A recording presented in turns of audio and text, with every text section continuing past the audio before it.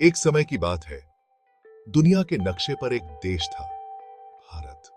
यह कोई साधारण देश नहीं था, बल्कि राज्यों का एक संघ था। यही कहता है अनुच्छेद 1। भारत ने अपने दरवाजे कभी बंद नहीं किए। अगर कोई नया राज्य आना चाहता था, तो अनुच्छेद 2 ने उसका स्वागत किया।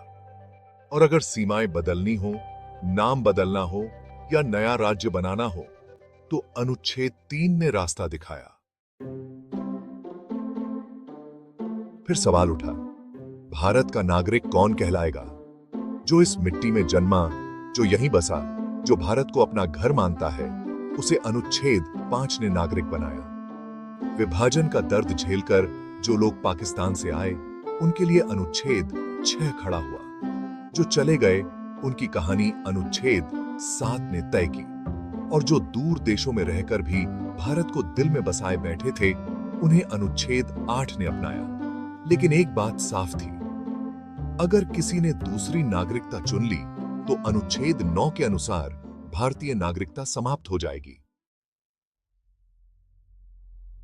अब कहानी ने एक मोड़ लिया और जन्म हुआ मौलिक अधिकारों का।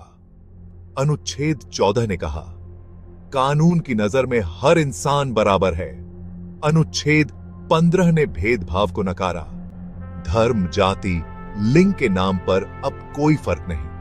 अनुच्छेद 16 ने भरोसा दिलाया, सरकारी नौकरी में सबको समान अवसर मिलेगा। और फिर एक ऐतिहासिक फैसला, अनुच्छेद 17, छुआछूत हमेशा के लिए खत्म। अनुच्छेद 18 ने सत्ता को झुका दिया। अब कोई राजा, कोई नवाब नहीं, सब सिर्फ नागरिक।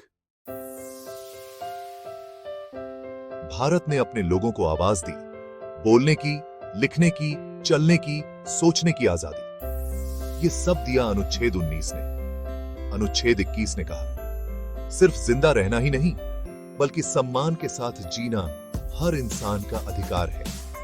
और बच्चों के लिए अनुच्छेद 21A, शिक्षा अब अधिकार है, सपना नहीं।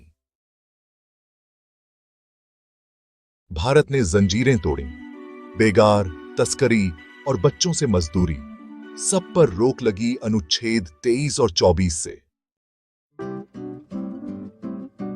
भारत बोला, तुम्हारा धर्म, तुम्हारी आस्था, हर इंसान को मानने न मानने और प्रचार करने की आजादी। अनुच्छेद 25। अल्पसंख्यकों की भाषा, संस्कृति और पहचान, अनुच्छेद 29 और 30 ने सुरक्षित रखी। और अगर कभी कोई अधिकार छीना जाए, तो अनुच्छेद 32 कहता है, सीधे सर्वोच्च न्यायालय जाओ। यही कारण है कि इसे संविधान की आत्मा कहा जाता है। अब कहानी भविष्य की ओर बढ़ती है। राज्य का लक्ष्य सिर्फ शासन नहीं, बल्कि सामाजिक न्याय है।